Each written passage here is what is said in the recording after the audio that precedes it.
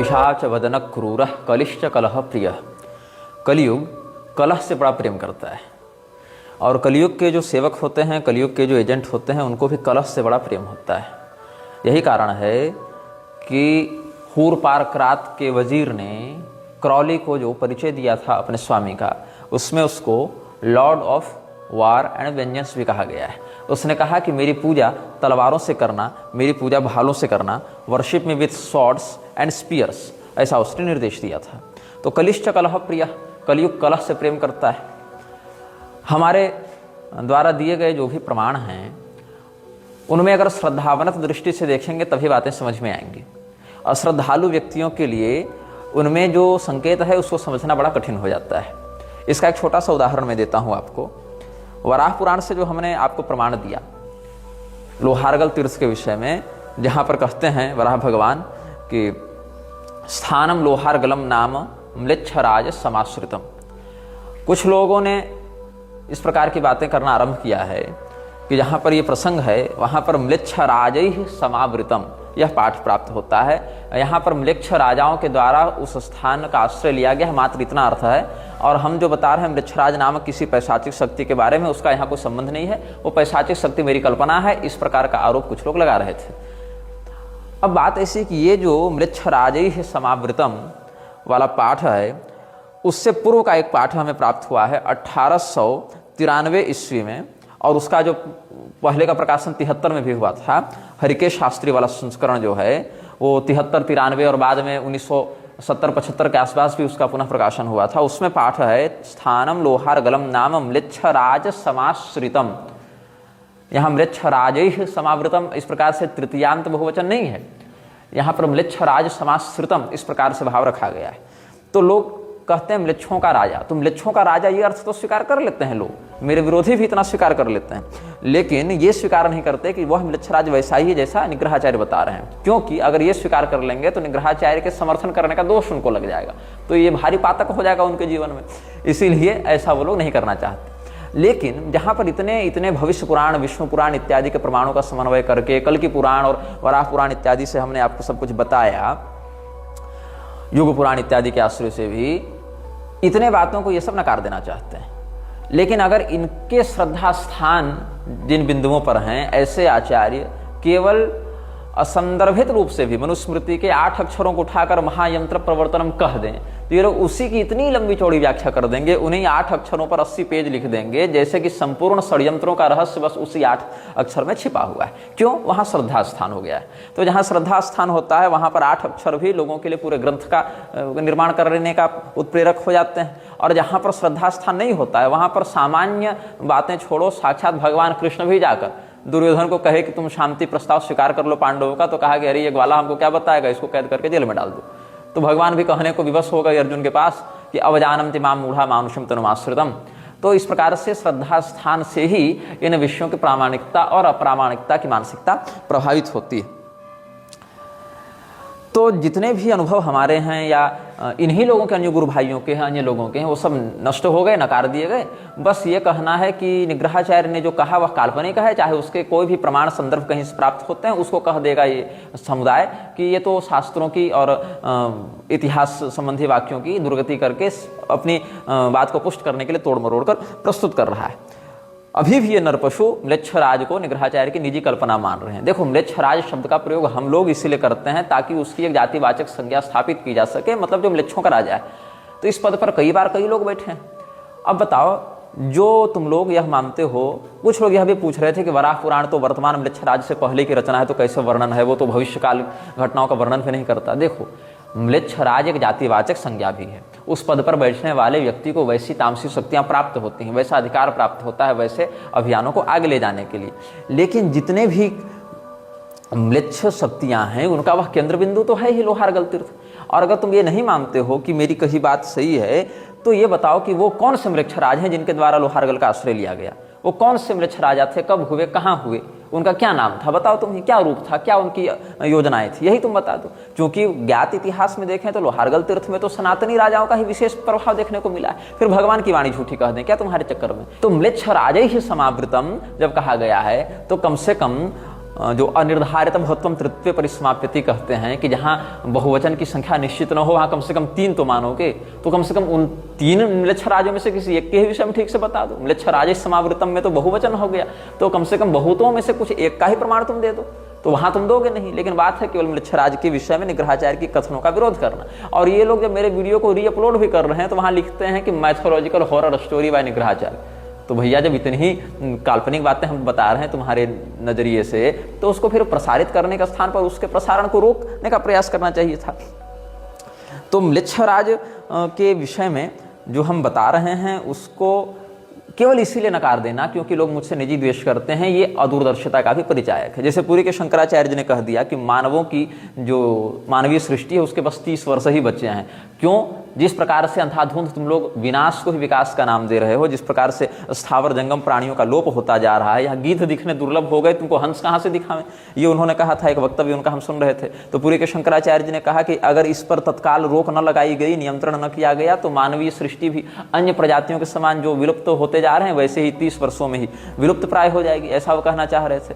तो इस प्रकार से जो दूरदर्शिता वो रख रहे हैं या जिस प्रकार का अनुभव वो कर रहे हैं, केवल एकमात्र पूरे संसार में वही थोड़ी है जिस प्रकार के चिंतन और अनुभव से युक्त होंगे। और अगर वही एकमात्र ऐसे अनुभव से युक्त हैं तो कम से कम उन्हीं की बातों के आश्रय में जाकर तुम उनके अभियान को आगे बढ़ाओ। लेकिन उनके भी अनुयायियों के माध्यम से उनको निराशा प्राप्त हो रही है, तब ये कहना पड़ता है कि 10 लोग हमको नहीं मिल रहे ठीक से जो मेरे भाव को समझ सके, मेरा काम कर सके। तो म्लेच्छराज जो पद है, म्लेच्छराज की जो ऊर्जा है या म्लेच्छराज की जो शैली है, वो अन्य लोगों की भी पहले रही है और वो सब भी समयानुसार उस पद पर बैठे हैं। वर्तमान वाले की भी है, भविष्य वालों की भी होगी, लेकिन कम से कम वो हेडक्वार्टर तो होता है, उन स्थानों पर केंद्र बिंदु तो होता है। जैसे हमने आपको केरलीय, गौड़ी और काश्मीरी परंपरा से शक्ति के केंद्रों का वर्णन किया, वैसे म्लेच्छों के भी अपने अपने शक्ति केंद्र होते हैं, इसलिए भगवान ने वहां पर वैसा वर्णन किया है। इसीलिए न जन्मयान नान्तमयात श्रुति इत्यादि भी प्राप्त होती है। कुछ लोग ये कहते हैं कि भगवान अगर इतने ही समर्थ हैं तो म्लेच्छराज को मंत्र मार के क्यों नहीं भस्म कर देते हैं। इन लोगों के लिए भगवान इनके लकी चार्म हो जाएं। मतलब जैसे एक गॉड एंजल होता है ना, गॉड फादर होता है, आर्क एंजल होता है, जो कि हमारा स्टार एंजल होता है, विदेशों में इस पर की बड़ी मान्यता होती है। तो वैसे ही भगवान हमारे पीछे पीछे लाठी लेकर चलते रहें और एकदम जैसे फिल्मी स्टाइल में सबका विनाश करते रहते थे अपने भक्त की रक्षा करने के लिए, वैसे ही कर दें। ऐसा नहीं होता है। देखो, ईश्वरेच्छा से समस्त घटनाएं घटित होती हैं, यह सत्य है, लेकिन वह ईश्वरेच्छा निर्लिप्त भाव से होती है।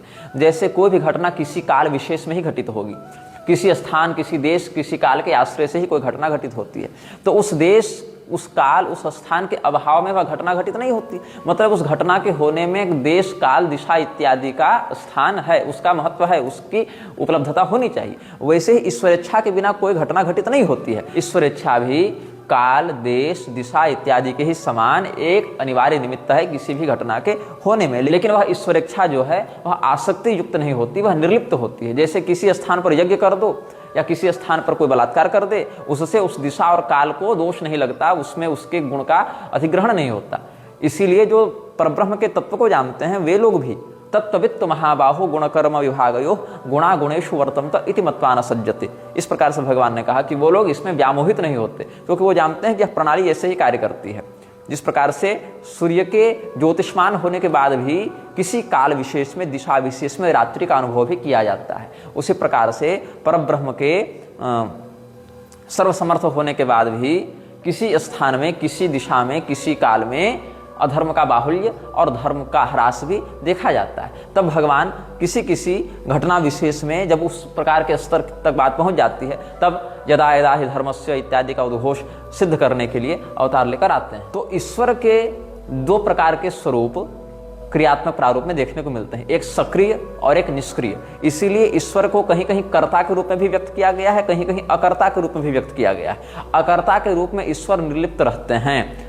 जिस प्रकार से सूर्य के प्रकाश के अभाव में रात्रि हो जाती है, लेकिन इससे सूर्य की महत सत्ता, उसकी ज्योतिषमत्ता पर प्रभाव नहीं पड़ता है, वैसे ही जहाँ पर ईश्वरीय सिद्धांत का या ईश्वरीय अनुशासन का अभाव देखने को मिलता है, ईश्वर प्रोक्त अनुशासन का अभाव देखने को मिलता है, वहाँ आसुरी संप्रदाएं विशेष करके उपद्रव करती हैं। लेकिन ईश्वर का जो कर्ता भाव है, जहाँ पर वो सक्रिय होते हैं, सक्रिय कैसे होते हैं? किसी न किसी गुण का, किसी न किसी काल का आश्रय लेकर, या संभवाम्यात्म माया इत्यादि के वचनों से आश्रय लेना तो सही शब्द नहीं होगा, क्योंकि ईश्वर जो है वो इनके उद्भव करता है, इनसे उद्भूत नहीं होते हैं। इसीलिए ईश्वर जहाँ पर सक्रियता दिखाते हुए अनुशासन को स्थित करने के लिए, धर्म की रक्षा करने के लिए अवतरित होते हैं, वहां पर उनका आसुरी संपदा से विशेष संघर्ष देखने को प्राप्त होता है। लेकिन निष्क्रिय रूप में क्लेश कर्म विपाका शरीर अपरामृष्ट पुरुष विशेष ईश्वर, इस प्रकार से चिंतन किया जाता है। वहां पर इति मत्वान सज्जते, जो परब्रह्मवेत्ता होते हैं वो भी ये सब एक माया का विलास है, अलग अलग गुणों का उठापटक है, ऐसा समझकर चिंतित नहीं होते हैं। तो ये सब जितने भी धर्म की वृद्धि और अधर्म का ह्रास है, या अधर्म की वृद्धि और धर्म का ह्रास है, उस स्थिति में सत्वगुण का ह्रास और तमोगुण का बाहुल्य, या तमोगुण का ह्रास और सत्वगुण का बाहुल्य, यही जो मशीनरी काम कर रही है प्रकृति की, वही इसमें हेतु है। तो भगवान ऐसा नहीं कि कोई मंत्र मार के किसी को जगा दें या किसी को मिटा दें, वो केवल उस घटना को घटित होने के लिए जो माया के द्वारा गुणों को उपस्थित किया गया है, उसकी इच्छानुसार समर्थनात्मका वृत्ति रखते हैं। यहाँ यह घटना घटित हो रही है, बस इतना ही। उसमें ईश्वर की इच्छा है कि नहीं, इसको परीक्षण करने के लिए ही बात है। अगर वो घटना घटित हो रही है, तो जैसे काल की उपस्थिति में वो घटना घटित हुई, जैसे दिशा की उपस्थिति में वह घटना घटित हुई, वैसे ईश्वरेच्छा की उपस्थिति में वह घटना घटित हुई है।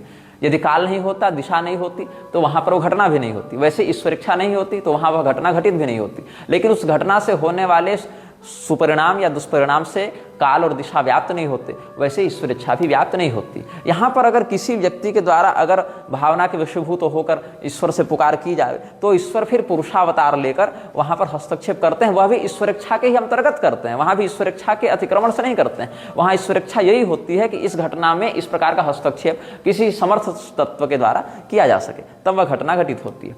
इस संसार में सनातन धर्म और उसके विरोधी मजहबों को देखने के 3 दृष्टिकोण अभी चल रहे हैं। एक जो पॉलिटिकल करेक्टनेस के अनुसार लोग कहते हैं, उसमें क्या बात होती है, कहते हैं कि राम, कृष्ण, शिव, दुर्गा, अल्लाह, यहोवा, गॉड, ये सब एक ही हैं। कोई परम सत्ता है जिसको अलग अलग लोगों ने अलग अलग नाम से अभिव्यक्त किया है। ये महामूर्खता वाली बात हमें लगती है सांसारिक दृष्टिकोण में रहने वाले व्यक्तियों के द्वारा। अब जो लोग परब्रह्म तत्ववेत्ता हो गए, वो तो वासुदेव सर्वम इस प्रकार से कह देते हैं। उनके लिए तो विष्ठा में भी ईश्वर है, और उनके लिए अमृत में भी ईश्वर है, उनके लिए देवता, उनके लिए पिशाच, उनके लिए परमात्मा, ये सब में कोई भेद नहीं है। तो केवल ईश्वर, राम, कृष्ण, अल्लाह, गॉड इत्यादि नहीं, बल्कि वो तो गली के कुत्ते, नाली के कीड़े तक में परमात्मा का दर्शन कर लेते हैं। केवल आराध्य और आराधक के भाव से नहीं, वहां तो फिर कोई भी प्रकार का भेद रहता ही नहीं है। सर्वम विश्वमयम जगत, इस प्रकार से वो चिंतन करते हैं। लेकिन जो लोग सांसारिक व्यामोह में फंसे हैं, वो लोग भी जब इस प्रकार से सरलीकरण कर देते हैं आराध्य तत्वों का, तब ये अशास्त्रीय बात हो जाती है। एक दूसरा पक्ष यह है जो मानता है कि केवल सनातन धर्म ही जिस बात को वर्णित करता है वही एकमात्र सत्य है। इसके अलावा जो मत मतांतर हैं, वहाँ जो जिन्न, भूत, प्रेत, पिशाच, अल्लाह, गॉड इत्यादि की बातें कही गई, वो सब काल्पनिक हैं, उनका कोई अस्तित्व नहीं है। ये तो उपद्रवियों ने अपने अपने ठेकेदारी उठा रखी है इन बातों को प्रसारित करने के लिए। कुछ लोग ये होते हैं जो मानते हैं कि संसार में जो दिव्य संपदा है और जो आसुरी संपदा है, वो दोनों विद्यमान हैं, और जिस प्रकार के बाहुल्य अन्य सभ्यताओं में देखने को मिलते हैं, अन्य समुदायों में देखने को मिलते हैं, जिस प्रकार का प्रगल्भ वार्धक्य या जिस प्रकार का पराक्रम या जिस प्रकार की बढ़ोतरी उनमें देखने को मिलती है, उसके पीछे भी कोई ना कोई ऊर्जा तो कार्य कर ही रही है। तो यह चिंतनीय है कि जैसे देवता थे त्वष्टा, जैसे ऋषि हैं च्यवन, लेकिन इन्होंने भी आभिचारिक प्रयोगों के माध्यम से वृत्रासुर को, मदासुर को उद्भूत कर दिया देवराजेंद्र के विरुद्ध। तो देवताओं से आसुरी संपदा का विकास हो गया। और जैसे आप देख सकते हैं, मेघनाद था तो असुर, लेकिन ब्रह्मास्त्र इत्यादि का प्रयोग करके देवताओं की उन शक्तियों का प्रयोग कर लेता था। तो कई बार यह देखने को मिलता है, जैसे शाल्व ने भगवान महादेव की तपस्या करके, या सुदक्षिण ने शिव जी की कृपा से आभिचारिक शक्तियों को प्राप्त किया था। तो कहीं देवताओं के माध्यम से आसुरी शक्तियों का प्रयोग देखने को मिल जाता है, कहीं असुरों के माध्यम से दिव्य शक्तियों का प्रयोग देखने को मिल जाता है। तो ऐसा नहीं समझना चाहिए कि केवल देवता ही देवता और केवल असुर ही असुर हैं। दोनों ही हैं अपनी अपनी जगह पर, और कई बार उद्देश्य विशेष से दोनों की शक्तियों का सम्मिश्रण भी देखने को मिल जाता है। यहाँ तक कि देवता और देवता में भी युद्ध होने के वर्णन मिलते हैं, जैसे चंद्रमा और बृहस्पति में हो गया था, जैसे इंद्र और कुबेर में हो गया था, अथवा राक्षसों में भी युद्ध देखने को मिलते हैं, जैसे रावण और निवात कवच में हो गया था, जैसे विभीषण और सहस्रानन रावण में हो गया था। तो दैवीय संपदा और आसुरी संपदा के मध्य तो संघर्ष होता ही है, किंतु देवी और दैवीय संपदा के बीच भी संघर्ष हो जाता है, आसुरी और आसुरी संपदा के मध्य भी संघर्ष हो जाता है। और स्वयं को बहुत बड़ा श्रेष्ठ दिखाना या बहुत ताकतवर दिखाना या सर्वोच्च सत्ता के रूप में दिखाना, ये तो आसुरी संपदा वाले भी, पैशाचिक सत्ता वाले भी करते रहते हैं। भगवान ने गीता के 16वें अध्याय में इसका संकेत व्यक्त किया ही है, जहाँ कहते हैं आढ़्यो भी जनवानस्मि कोन्योस्ति सदृशो मया, कौन है मेरे टक्कर में, कौन है मेरे समान, जिसकी प्रसिद्धि किसकी हैसियत हमसे ऊपर हो गई। इस प्रकार से वो दंभ का विस्तार करते रहते हैं। तो आसुरी संपदा और दैवीय संपदा दोनों के मध्य संघर्ष, एक दूसरे के सापेक्ष या आपसी संघर्ष भी बहुत प्राचीन काल से देखने को प्राप्त होता है। तो ये जितने भी मजहब हैं, अब्राह्मिक पंथ हैं, इनमें भी जिन जिन तत्वों की पूजा आराधना हो रही है उनकी भी एक वास्तविक ऊर्जात्मक सत्ता होती है। और यही कारण है कि वो सत्ता जब कलयुग के विस्तार को प्रश्रय प्रदान करते हैं तो सनातन धर्म से उनका संघर्ष होता है, जहाँ पर अपनी अपनी चेतना और अपनी अपनी आध्यात्मिक स्थिति के आधार पर एक का उद्भव और एक का विकास, दूसरे का पराभव, दूसरे का विनाश होता है। तो हमने जब इस्कॉन इत्यादि के विषय में भी कुछ संकेत किया था तो लोग कह रहे थे कि मध्वाचार्य जी की प्रतिमा में भी ऐसे प्राण मुद्रा इत्यादि का संकेत देखने को मिलता है। वो तो द्वैतवादी थे, इसलिए दो हैं, इस प्रकार से दो अंगुली दिखा रहे हैं। देखो, मध्वाचार्य जी के जो प्राचीन चित्रादि हैं वहाँ पर ऐसे वाली मुद्रा ही अधिकतर देखने को मिलती है। ये वाली मुद्रा जो है वो इस्कॉन के बाद से ही अधिक चित्र इत्यादि में प्रसारित होती रही है। लेकिन अगर इस प्रकार की मुद्रा की भी हम बात करें, जैसा नृसिंहादि भगवान के भी विग्रह में या चक्रधारण इत्यादि के विषय में भी ऐसे कहीं कहीं देखने को मिलता है। मेरा भाव पहले ही हमने स्पष्ट कर दिया है, ये क्या है, ये बंदूक है, ये मुद्रा बंदूक है। अब आतंकवादी के हाथ में बंदूक है कि पुलिस के हाथ में बंदूक है, बस इसी का सारा खेल है। अधिकारी के हाथ में जो है सुरक्षित व्यक्ति महसूस करेगा, और जो अनधिकारी के हाथ में लाठी भी चली जाए तो लोग आतंकित अनुभव करते हैं। तो जो मनुष्य अपने ध्यान ऊर्जा को, अपनी मुद्राओं को सकारात्मक रीति से अधिकृत होकर प्रयोग करता है, उसको विशिष्ट सुकृत का फल प्राप्त होता है। अन्य लोगों के माध्यम से वही किया जाए तो उसका नकारात्मक फल प्राप्त होता है। म्लेच्छराज जैसी जो शक्तियाँ होती हैं, उस प्रकार की जो पैशाचिक शक्तियाँ होती हैं, वो शेप शिफ्टिंग का भी काम करती हैं। वो अपने रूप को बार बार परिवर्तित करने का भी काम करती हैं कि कभी जैसे धुंधकारी का हमने उदाहरण दिया था, क्वचिन में सक्रिन में शुक्रिन हस्ती, तो कई बार वो भेड़ा बन जावे, कभी हाथी बन जावे, कभी पुरुष बन जावे। महिषासुर भी इस प्रकार से अपने अलग अलग रूप को बदलता था। राक्षस भी अलग अलग रूप को धारण करके युद्ध इत्यादि करते ही थे काम रूप होने से। तो कई बार गधे के समान मुखाकृति वाला, कई बार बाज के समान मुखाकृति वाला स्वरूप धारण करके ये सब लोगों को भ्रमित करते हैं। अब यहाँ पर कोई व्यक्ति हैं जिन्होंने कमेंट किया था, जिन्होंने कहा कि जब उन्होंने टेरेसा वाला विषय मेरे वीडियो में देखा और वो सब जो देखे थे उन्होंने इंटरव्यू, तो उन्होंने कहा कि एक फिल्म भी आई थी हेरेडिटरी के नाम से। In that film the grandma is involved in some cult of Solomon who takes on a male body but uses a female soul as vessel. वो एक फिल्म आई थी हेरेडिटरी, जिसमें कोई दादी है जो ऐसी किसी गिरोह की सदस्य थी, सुलेमान के किसी गिरोह की सदस्य थी, जो किसी पुरुष का आश्रय लेकर आता था, लेकिन वो किसी महिला को अपने वैसल के रूप में प्रयोग करता था। और म्लेच्छराज के नियमों को अगर आप ध्यान से सुनेंगे तो वहाँ पर भी फीमेल बॉडी को वैसल के रूप में बताया गया है। अब जैसे खाब और खू इत्यादि के विषय में जो हम बता रहे थे पिछले अनुभाग में, खाब और खू जो है प्रकाश को और सितारे को कहते हैं। लेकिन आप प्रथम अध्याय के तीसरे नियम को पढ़ेंगे तो पता चलेगा वहाँ प्रकाश और सितारा कौन है।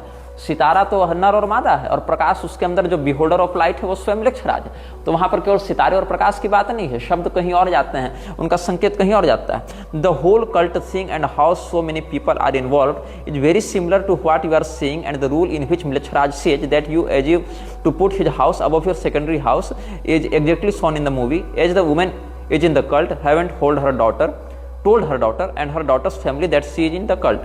Later on she destroys her daughter's family and uses their children for summoning King Solomon.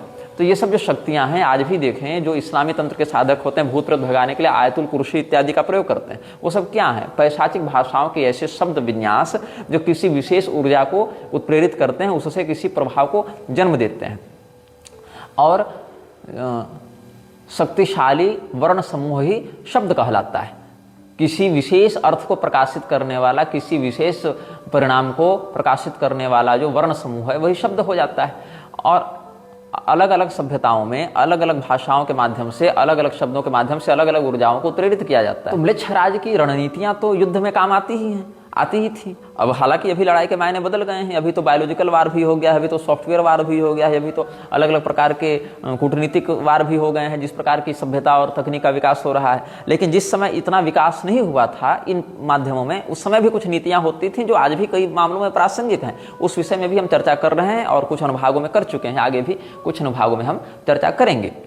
तो म्लेच्छराज की जो बात है या उससे जुड़ी जो पैशाचिक शक्तियाँ, उसके विषय में भी हम आगे 5-7 अनुभागों में पश्चिमामनाय तंत्र के विषय में भी कुछ खुलकर बताएंगे, क्योंकि बहुत से लोग प्रश्न कर रहे थे इस विषय में।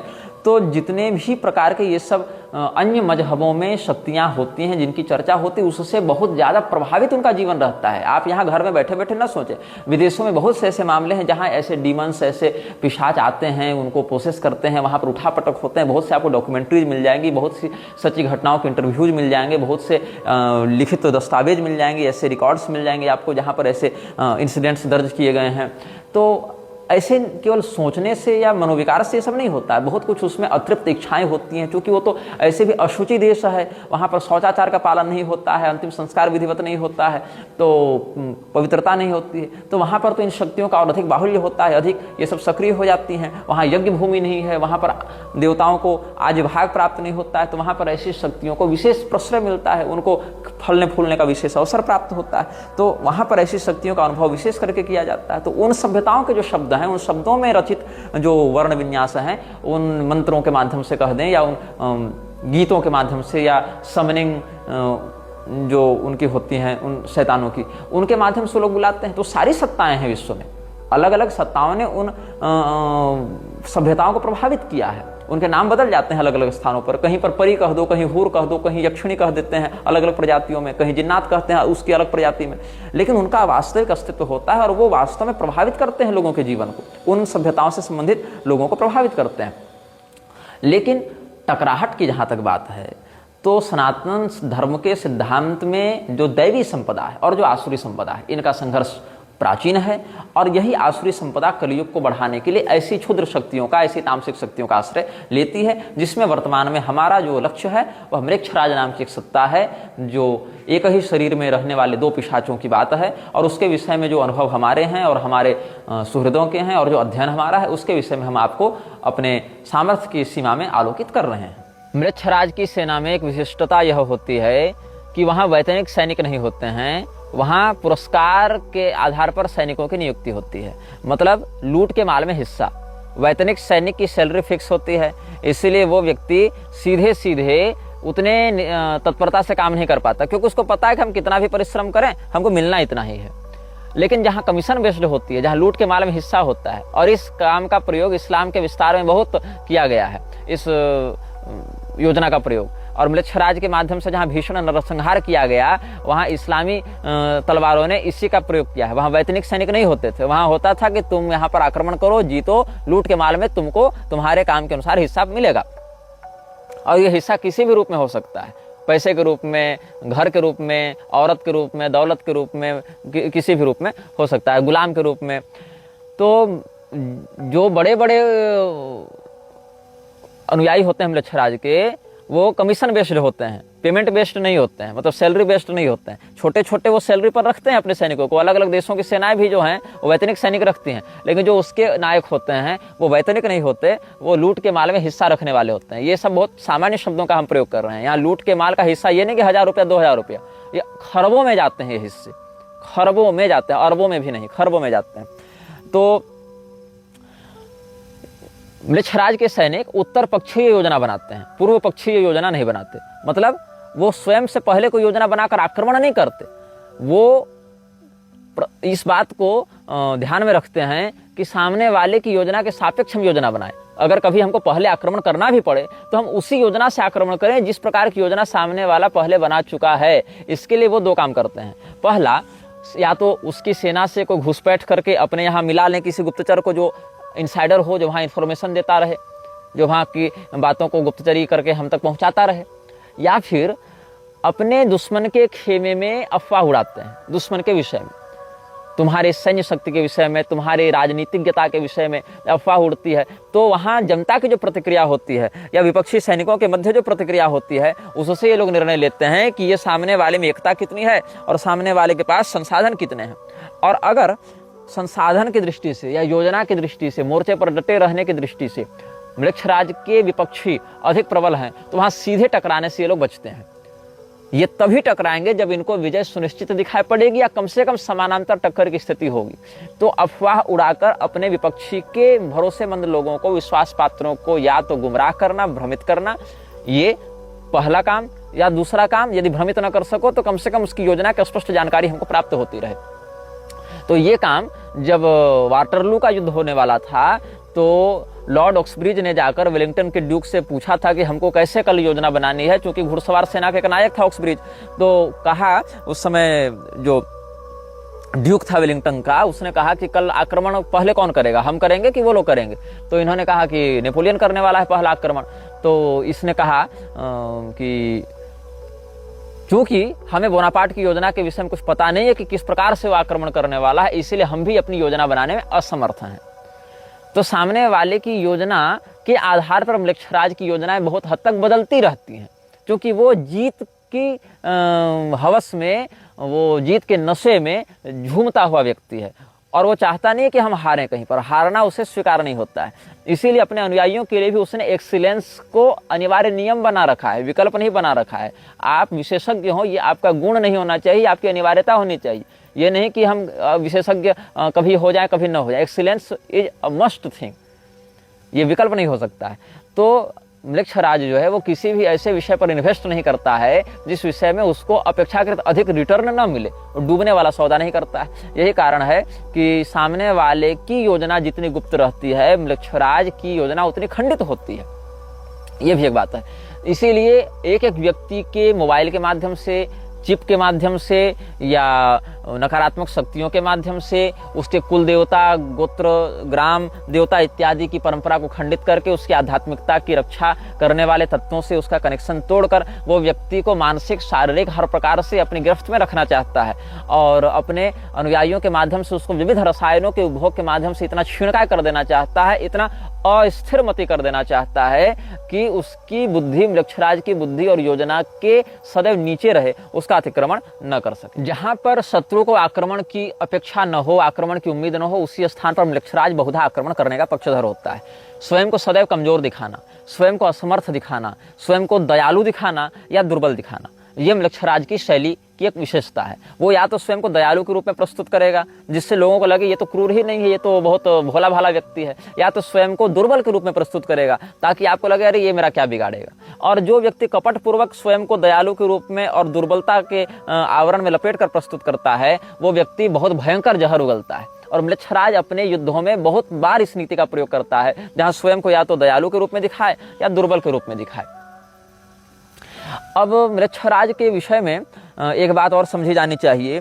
जिस समय मृक्षराज अपने सैनिकों के अभियान को आगे बढ़ाता था, उस समय उसके युद्ध में जब वो असीरियन सभ्यता की स्थापना करने में सफल हो गया था, उस समय चांदी की जो कीमत थी 1000 घुड़सवार रथ वाले सैनिक और 1 लाख पैदल सैनिक, क्योंकि उस क्षेत्र में हाथी उतने व्यापकता से मरुस्थल में नहीं मिलते थे, इसलिए पहले उसकी सेना में यही 2 थे, रथ, छोटे रथ, एकल या 2 सवारी वाले रथ और पैदल सैनिक, यही 2 प्रधानता से होते थे, या फिर घुड़सवार सैनिक होते थे। तो आप ये समझिए कि छोटी छोटी टुकड़ियां होती थी, 10 रथ और 1000 पैदल सैनिक होते थे एक टुकड़ी में। प्रारंभ में जब इसने विद्रोह किया था तो इसकी सेना में कितने लोग थे? जब आर्द्रमृक्ष ने विद्रोह किया था तो इसकी सेना में 1000 पैदल सैनिक और 10 रथ थे और कुछ घुड़सवार थे। तो घुड़सवारों की संख्या निश्चित नहीं है, इसीलिए हम उसमें हिसाब नहीं लगाएंगे। और उस समय इसको अपनी सेना के रख रखाव में, मतलब खाने पीने इत्यादि में, उस समय जो चांदी का मूल्य था जिसको रुपये कहते हैं, रुपये का ही आजकल परिवर्तित प्रारूप हो गया रुपया। तो 1 रुपये का जो मूल्य निर्धारित किया जाता था, 100 रुपये के बराबर इसका दैनिक सैन्य खर्च हुआ करता था, जिसमें 10 रथी और 1000 पैदल सैनिक हुआ करते थे। तो रथ तो अकेले चलेगा नहीं, उसके लिए तो घोड़े चाहिए, रथ की आकृति के बराबर 2 घोड़े, 4 घोड़े। तो मृक्षराज की सेना जब बढ़ती गई तो इसी छोटी छोटी टुकड़ी की कई श्रेणियां बनाई गई और सामान्यतया इसकी सेना 1000 रथ और 1 लाख पैदल सैनिक वाली होते थे। रथ से 100 गुना अधिक संख्या होती थी पैदल सैनिकों की, और इस प्रकार की इसने 100 टुकड़ियां बनाई। और उस समय इसका खर्च जो है वो घट गया आश्चर्यजनक रूप से। मतलब 10 रथ और 1000 सैनिक रखने में इसको 100 रुपया रोज लग रहा था, चांदी के मूल्य के अनुसार, 100 सिक्के चांदी के। लेकिन जब इसने अपनी सेना का विस्तार 100 गुना किया तो खर्चे इसके 10% ही रह गए। इसका कारण क्या है? यदि 10 लोग अपना खाना अलग अलग बनाएं तो उनका खर्च आप जोड़ लीजिए, और 10 लोगों का परिवार एक जगह खाना बनाए तो उसका खर्चा जोड़ लीजिए, अपेक्षाकृत खर्च बहुत कम हो जाता है। ऐसे ही 10 लोग अपनी अपनी कार लेकर बाहर निकले, इसका खर्च जोड़ लीजिए, या 10 लोग एक ही गाड़ी का आश्रय लेकर आगे जाए, उसका खर्च जोड़ लीजिए। तो ये जो भी कॉस्ट कटिंग होता है इसको बहुत अच्छे से समझा जा सकता है। और म्लेच्छराज की सेना जब चलती थी, अब तो उसने अपनी युद्ध नीतियां बदल दी। अब तो वो स्वयं सेना का नेतृत्व करता हुआ दिग्विजय करता नहीं है, या उस प्रकार से कार्य करता नहीं। अब तो वो केवल हेडक्वार्टर में बैठा बैठा कंट्रोल करता है, और उसके लिए सारे देशों की सेना ट्रेनिंग लेती है, टैक्स कलेक्ट करती है, और उसका बिजनेस तो बहुत आगे बढ़ गया, और युद्ध भी लड़ती है, उसको प्रॉफिट भी देती है। और म्लेच्छराज को पैसे का तो है नहीं भूखा कि हम जो है सो यहाँ से इतना कमीशन आ जावे, इतना चंदा आ जावे, इतना इस ठेकेदारी में कमीशन मिल जावे और हम वैभवशाली हो जाएं। उसकी शक्तियां तो पैशाचिक तत्वों से प्रेरित हैं, इसीलिए वो वैसे वैभव का उपभोग करता है। तो जो म्लेच्छराज की सेना चलती थी उस समय उसके पास अन्न का इतना भंडार होता था कि वो 1000 कोस तक की यात्रा कर सके। आज की स्थिति में देखें तो लगभग 3-3.5 किलोमीटर तक उसके सैनिक बिना अन्न जल के अभाव के ही चल सकें। जल इत्यादि तो प्राप्त हो जाएंगे, लेकिन अन्न के अभाव के बिना ही चल सकें, इतना भंडार उसके पास होता था। और उसकी सेना को एक बार जब कहीं यात्रा के लिए भेजा जाता था तो एक टुकड़ी जाती थी अन्न लेकर, एक टुकड़ी युद्ध करने के लिए जाती थी 2 विभागों में, और अन्न इतना होता था जिसको एक बार रिफिल किया जा सके। उसके बाद रिफिलमेंट उसको नहीं मिलती थी, उसको वहीं से युद्ध क्षेत्र से ही अपने शत्रु के संसाधनों को छीन कर ही अपने लिए प्रबंध करना पड़ता था। मतलब आपको 1 रोटी दे दी गई, 1 रोटी और दी जाएगी, तीसरी रोटी आपको कंपनी की ओर से नहीं मिलेगी, तीसरी रोटी का प्रबंध आपको दुश्मन की रसोई से करना है, ये नीति होती थी। तो सेना के बढ़ने के साथ इसके खर्चे नहीं बढ़े, इसकी कॉस्ट कटिंग हो गई। खर्चे कब बढ़ते हैं? जब सैनिक मरते हैं, नई बहाली चाहिए, हथियार मंद पड़ते हैं, नए हथियार चाहिए, हाथी घोड़े मरे उनको नया करना है। तो इस स्थिति में जो युद्ध के खर्चे हैं वो बढ़ते थे। लेकिन युद्ध के खर्चे खाली खजाने से नहीं पूरे किए जा सकते, और खजाने जो हैं वो या तो टैक्स से भरे जाएंगे या तो लूट से भरे जाएंगे। टैक्स के लिए कि विधिवत अर्थव्यवस्था और जमता चाहिए, जो कि मरुस्थल में उतने अच्छे माध्यम से संपन्नता से उपलब्ध नहीं थी। तो इन्होंने लूटना प्रारंभ किया और लूट के माध्यम से अपनी सेना के खर्चे को पूरा करते थे। ये युद्ध की तैयारी में ये लोग बहुत ध्यान से करते थे, और इसी के कारण इनका अभियान सफल भी होता रहा। अब इसमें पुरस्कृत करने की नीति कैसे होती थी? जैसे किसी सैनिक ने, म्लेच्छराज के किसी सैनिक ने दुश्मन के एक रथ पर कब्जा किया, तो उसको जितना इनाम मिलेगा उससे 20 गुना इनाम उस व्यक्ति को मिलेगा जिसने खाद्यान्न से भरे रथ पर कब्जा किया। मतलब खाद्यान्न से भरी कोई गाड़ी पर उसने कब्जा किया है तो उसको जितना इनाम मिलेगा उससे 20 गुना कम इनाम मिलेगा उस व्यक्ति को जिसने हथियारों से भरी गाड़ी पर या युद्ध में प्रयोग होने वाले रथ पर कब्जा किया है। क्योंकि हथियार से अधिक महत्व होता है अन्न का। जहां पर हथियार कम हो लेकिन अन्न पर्याप्त हो, वहां पर व्यक्ति अधिक पुष्ट होकर युद्ध लड़ सकता है। हालांकि सनातन धर्म में जो युद्ध के सैनिकों का मापदंड बताया गया है वो भिन्न है, क्योंकि आर्यावर्त की भूमि में जो उर्वरता है या जो सभ्यता है या जो नीतियां हैं वो वृक्षों की अपेक्षा भिन्न है। इसीलिए यहाँ पर हाथी, रथ, इन दोनों की संख्या समान, घोड़ों की संख्या 3 गुनी और पैदल सैनिकों की संख्या 5 गुनी होती है। ये अनुपात है। वहां पर क्या था? हाथी तो थे नहीं मरुस्थल में वैसे, तो वहां पर रथ थे, रथों को चलाने के लिए घोड़े हुआ करते थे। तो रथ और घोड़े एक तरफ हो गए और पैदल सैनिक हुआ करते थे, इतना ही था वहां पर। तो रथ और घोड़ों की संख्या से पैदल सैनिकों की संख्या 100 गुना होती थी, क्योंकि हर व्यक्ति के पास घोड़े नहीं है, रथ नहीं है, लेकिन पैदल सैनिक तो हैं ही। इसीलिए 100 का अनुपात होता था वहां पर, 1 का अनुपात 100 से टकराता था। भारत में क्या था? भारत में जो सनातनी मर्यादा है उसमें अस्त्र शस्त्रों की जहां बात है तो हाथी और रथ की संख्या समान, घोड़ों की संख्या 3 गुनी और पैदल सैनिकों की संख्या 5 गुनी होती थी। यही अक्षौहिणी में भी लागू किया जाता था, जहां एक अक्षौहिणी सेना में महाभारतीय गणना के अनुसार 21,870 हाथी, 21,870 रथ, 65,610 घोड़े, घुड़सवार सैनिक और 1,09,350 पैदल सैनिक होते थे। ये अनुपात वहां पर लगाया जाता था। तो जो भी युद्ध लड़ेगा व्यक्ति वो 20 गुना मूल्य होगा जो ये अन्न वाली लूट है उसका, उस लूट के सापेक्ष जो हथियार वाली लूट है, मतलब हथियार वाली गाड़ी लूटो या अन्न 20 गाड़ी या अन्न वाली 1 गाड़ी लूटो, उसका जो पुरस्कार है वो बराबर होता था। और जिस व्यक्ति ने 10 रथ लूटे उसको हिस्से में 1 रथ मिलता था, मतलब लूट का दशांश उसको प्राप्त होता था।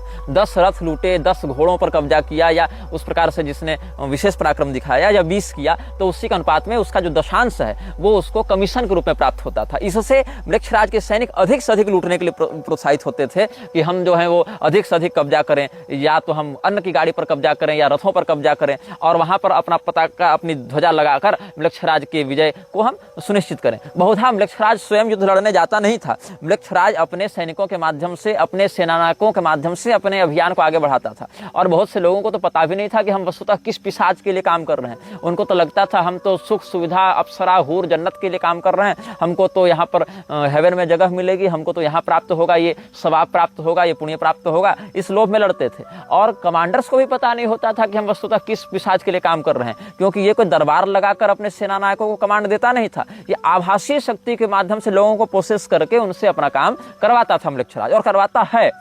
वहां से लेकर आज तक इसकी ये नीति बदली नहीं है। तो मृक्षराज की योजना में युद्ध को चिरस्थायी नहीं बनाया जाता था, विजयोन्मुख बनाया जाता था। आपका उद्देश्य युद्ध को लंबा खींचना नहीं है, युद्ध को सार्थक करके विजय प्राप्त करना है। और इसीलिए मृक्षराज के सैनिक किलेबंदी से बचते थे, किसी किले को घेरने से बचते थे, क्योंकि बाहर से किले को घेर लिया जाए और पत्थरों पर सर पटका जाए और अंदर शत्रु के पास रसद, पानी इत्यादि पर्याप्त है, वो खाता पीता ऊपर से पत्थर बरसाता रहेगा। इससे अपनी सेना का मनोबल टूटता है। लोग थके हुए कि 10 दिन से किले पर पत्थर बरसा रहे हैं, किले पर बम बरसा रहे हैं, किला टूटता ही नहीं है, और शत्रु जो है वो उसके कम सैनिक मरते हैं, हमारे अधिक मरते हैं, तो हमारे सैनिकों का मनोबल टूटता जाएगा, हमारे खाद्यान्न भी कम पड़ते जाएंगे, हमारी जनहानि और संसाधन हानि भी अधिक होगी। इसीलिए जहां भी किलेबंदी की जाए वहां पर गुप्तचरों के माध्यम से ही किलेबंदी की जाए, ताकि शत्रु को एक और किले की सुरक्षा में उलझा दिया जाए और दूसरी ओर सुरंग के माध्यम से अंदरूनी घुसपैठ कर दी जाए। केवल किलेबंदी अगर करना है तो वहां पर तब तक बाहर से हम डेरा नहीं डालेंगे, कब्जा नहीं करेंगे, जब तक आंतरिक रूप से हमें पुष्ट सूचनाएं प्राप्त नहीं होंगी। ये मृक्षराज अपनी रणनीति में अवश्य लागू करता है। मृक्षराज के सैनिक किलेबंदी करने में कितनी ऊर्जा लगाते थे, उस समय की जो तकनीक हुआ करती थी उसके आधार पर किलेबंदी करने में लगभग 3 से 4 महीने का समय लगता था। क्यों लगता था? जितना बड़ा किले का क्षेत्र है उतने लोगों के साथ, उतने हथियारों के साथ पहुंचना। अब ऐसा नहीं कि हमारे पास 1000 सैनिक हैं और किले को घेरने में ही हमको जो है 50,000 सैनिक लगे, इतना बड़ा किला तो घेर कर क्या फायदा होगा, कहीं से भी रगड़ दिए जाएंगे। इसीलिए घेरना तब है जब शत्रु के सैनिकों से हमारी सेना की संख्या लगभग 10 गुनी हो। शत्रु के 100 सैनिक हो तो हमारे 1000 हो, शत्रु के 1000 हो तो हमारे 10,000 हो। इस अनुपात में अगर चल रहे हैं आप, तभी हम किले को घेरेंगे। यदि 5 गुना बड़ी हमारी सेना है तो हम घेरेंगे नहीं, हम सीधे सीधे युद्ध करेंगे। मतलब वहां किले के अंदर और बाहर वाली स्थिति नहीं रहेगी।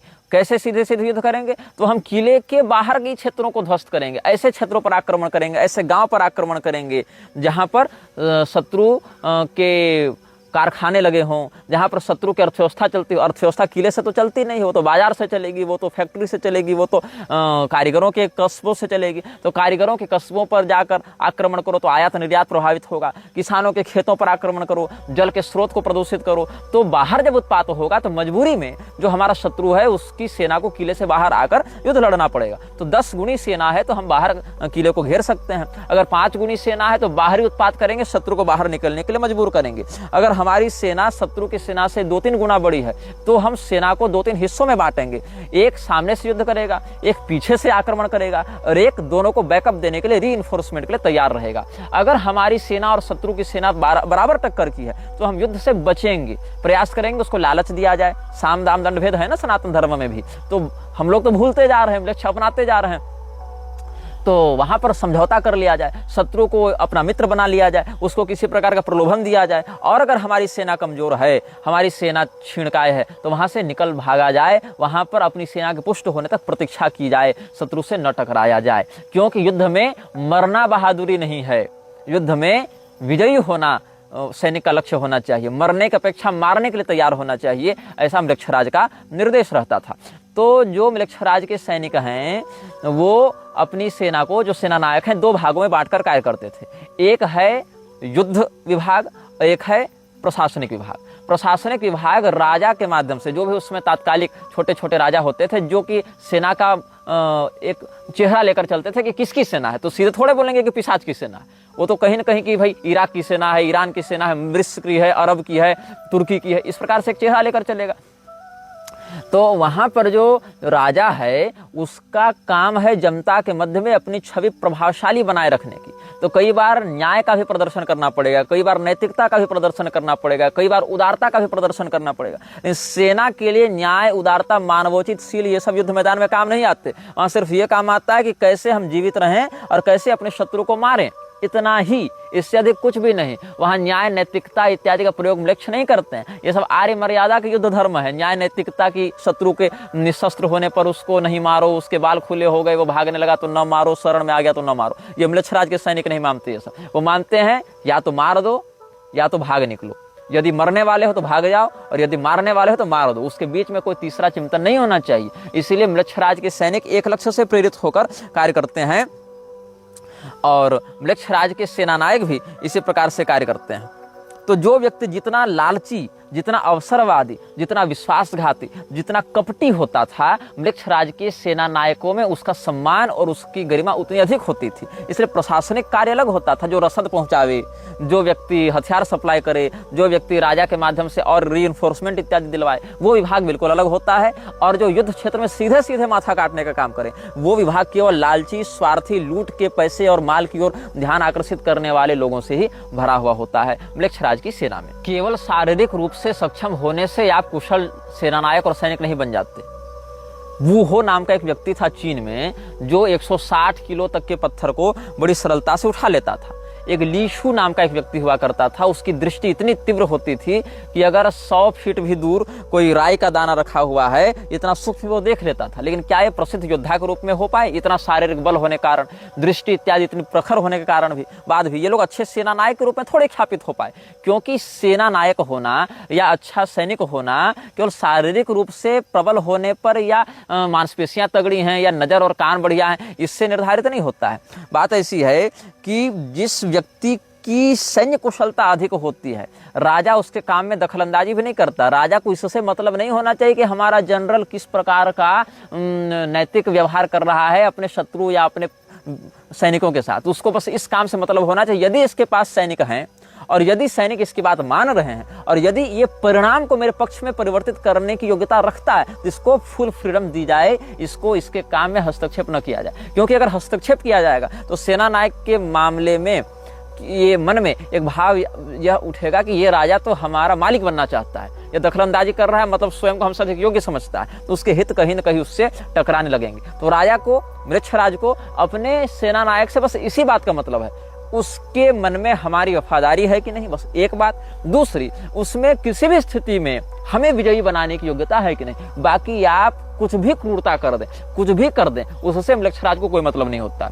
आप यदि म्लेच्छराज के प्रति वफादार हैं और यदि आप में उसके अभियान को विजय में परिवर्तित करने का सामर्थ्य है, तो आप एक कुशल सेना नायक हैं उसके लिए, और कुछ नहीं। इसीलिए जो व्यक्ति स्वयं के विषय में और अपने शत्रु के विषय में स्पष्टता से जानता है, वही इस प्रकार के योग्यता को भी धारण करता है कि विजयी हो सके। लेकिन अगर कोई व्यक्ति संदिग्ध रूप से जानता है तो वह 50-50% में आ जाता है, जीत भी सकता है, हार भी सकता है। लेकिन जो अपनी योग्यता और शत्रु के योग्यता के विषय में कुछ भी नहीं जानता, वो व्यक्ति अवश्य ही हारता है। वह व्यक्ति चाहे कितनी भी बड़ी सेना लेकर जावे, कितने भी लाखों लोगों को अपने नीचे लेकर वहां पहुंच जावे, एक छोटी सी टुकड़ी भी उसका मर्दन करने के लिए समर्थ और पर्याप्त हो जाती है। कभी भी म्लेच्छराज अपने सैनिकों को अनावश्यक कूच नहीं करवाता था। ये नहीं कि यहाँ बैठे तो वहां चले जाओ, वहां बैठे तो यहाँ आ जाओ। युद्धाभ्यास करना है। युद्ध में यदि अभ्यास का अभाव रहेगा तो आप प्रमादी हो जाएंगे और आप खून इत्यादि देखकर विचलित हो जाएंगे, मार काट और उस माहौल में जिसको बदहवास हो जाना कहते हैं वो हो जाएंगे, आप तुरंत वहां पर घबरा जाएंगे। इसलिए युद्धाभ्यास तो करते थे ये लोग, और युद्धाभ्यास को बनाए रखने के लिए बहुत से ऐसे रिचुअल्स किए गए हैं म्लेच्छराज के द्वारा, जिसमें छोटे छोटे बच्चों की बलि देना है, और जिस पशु को आप बचपन से पालते हैं उसकी बलि देना है, और जिस बच्चे को आपने जन्म दिया उसे भी खा जाना है। इस प्रकार से मन को इतना अधिक क्रूर और पिशाच के समान बनाए रखा जाता है म्लेच्छराज के द्वारा कि समय आने पर वो बड़े बड़े युद्धों में हिचकिचाए नहीं। तो उसके लिए कैसे, रोज रोज तो युद्ध लड़ा नहीं जाएगा, तो लेकिन मन में वो खून खराबा, वो सब जो नकारात्मकता है उसको बनाए रखने के लिए ये सब छोटे या बड़े स्तर पर किया जाता रहा। तो इसमें कहा जाता था जैसे विश्व में कितने रंग हैं, तो कहा कि सूर्य के प्रकाश से जितने रंगों का अनुभव किया जाता है रंग उतने ही हैं। ये एक सामान्य बात तो हो गई। तो सूर्य के प्रकाश में कितने रंग हैं, तो कहा 7 रंग हैं। इंद्रधनुष के माध्यम से जितने रंग दिखते हैं उतने ही रंग विश्व में होते हैं, ठीक है। लेकिन उन्हीं 7 रंगों का मिश्रण करके हम कितने अधिक रंग को बना लेते हैं, तो इसकी कोई निश्चित संख्या नहीं है। षड्रस हैं, व्यंजन शास्त्र में रस कितने हैं, 6 रस हैं, लेकिन उन्हीं 6 रसों का ही सम्मिश्रण कर करके हम और कितने रस बना लेते हैं, कोई ये निश्चित संख्या नहीं है। संगीत में देखिए स्वर कितने हैं, तो 7 स्वर हैं, लेकिन उन्हीं का विविध प्रकार के सम्मिश्रण और प्रयोग से हम कितने रागों की रचना कर लेते हैं, तो बोले इसकी भी निश्चित संख्या नहीं है। मानवीय दृष्टि से संख्या हो भी जाए तो दिव्य संगीत में जो देवर्षि नारद ने प्राप्त किया है संगीत शास्त्र, उसमें तो लाखों राग रागिनियां हैं। तो इसीलिए जो हमारा संसाधन है वो सीमित भले होता है, लेकिन उसके सम्मिश्रण से, उसके व्यापक प्रयोग से हम उसके अनंत गुणित प्रभाव को भी अभिव्यक्त कर देते हैं। तो म्लेच्छ राज के सैनिक भी सीमित हथियार, सीमित योजना, सीमित संसाधनों का भी ऐसा व्यूहबद्ध प्रयोग करते थे या करते हैं जिससे उसकी सेना का जो प्रभाव है, उसके द्वारा प्राप्त होने वाला जो परिणाम है वो अद्भुत और कई गुणित हो जाता है। इस योजना का एक और प्रारूप समझा जा सकता है कि शत्रु के सामने अपनी सेना के सबसे कमजोर पहलू को प्रदर्शित करने की योजना म्लेच्छराज की रहती है। अच्छा, इसमें एक और आपको हम लौकिक उदाहरण देंगे। जब एक बार चीन में विद्रोह हुआ था, तो चीन में उस विद्रोह में हसी युंगनू ने राजा के विरुद्ध विद्रोह कर दिया। उस समय वहाँ एक सम्राट था जिसको काओसू कहते थे। तो काओसू ने कहा अपने सेना नायक को कि गुप्तचरों को जाकर देखो कि वो जो हमारा विद्रोही है वो कितना सैन्य सामर्थ्य रखता है। तो ये लोग जब गए जांच पड़ताल निरीक्षण देखी करने, तो देखे कि अरे इसके सैनिक तो हैं लेकिन बड़े कमजोर हैं, इसके घोड़े बड़े मरियल हैं और इसके जो सैनिक हैं वो बड़े नशेड़ी हैं, बड़े शराबी हैं, इनमें कोई सामर्थ्य नहीं है। तो ये सब आकर रिपोर्ट किए कि महाराज वो विद्रोह कर लिया है जनाधार के आधार पर, लेकिन सैन्य सत्ता उसकी ठीक नहीं है। क्योंकि विद्रोही ने क्या किया था, अपने वास्तविक जो योद्धा थे उसके, जो कर्मठ सेना नायक थे उसके, और जो उसके ताकतवर मजबूत घोड़े थे, अच्छे तीरंदाज थे, वो सारे तीरंदाज को इसने छिपा कर रखा था, विखंडित विकेंद्रीकृत रखा था। वो सब घोड़ों को इसने युद्ध से बाहर वाले क्षेत्रों में छिपा कर रखा हुआ था। जहां उसका मुख्यालय था वहां रखा नहीं था। युद्धाभ्यास के लिए जिन सैनिकों को लगाकर खड़ा किया गया था वो सब नाटक करते थे युद्ध के अभ्यास में। उनके तलवार कमजोर थे, उनके जो तीरंदाज थे वो जब युद्धाभ्यास करते थे तो 10 तीर मारे, 1 तीर निशाने पर लगे।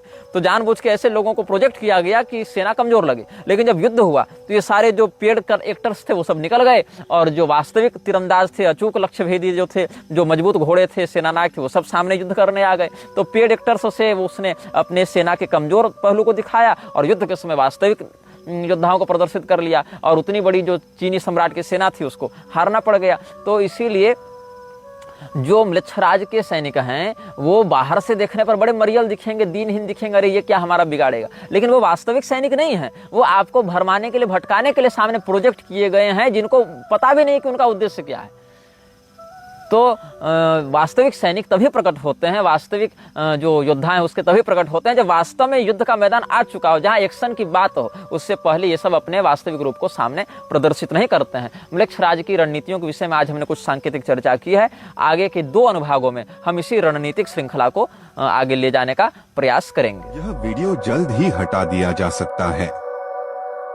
कृपया थर्ड पार्टी ऐप्स का उपयोग करके डाउनलोड करें। आप इस वीडियो को अपने चैनल पर फिर से अपलोड भी कर सकते हैं।